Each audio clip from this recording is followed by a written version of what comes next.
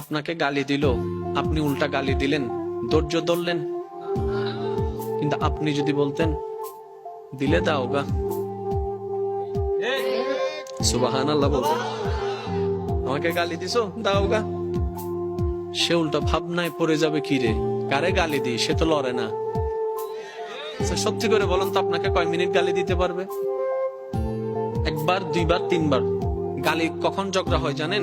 একটা দিয়েছে, দুইটা দিলেন, দুইটা শুনে তিনটা দিয়েছে, চারটা দিলেন, এভাবে কিন্তু বাড়তে থাকে। এবার সে আপনাকে একটা দিল, আপনি হাসলেন। সে দ্বিতীয়বার দিল, আপনি হাসলেন। সে তৃতীয়বার দিল, আপনি হাসলেন।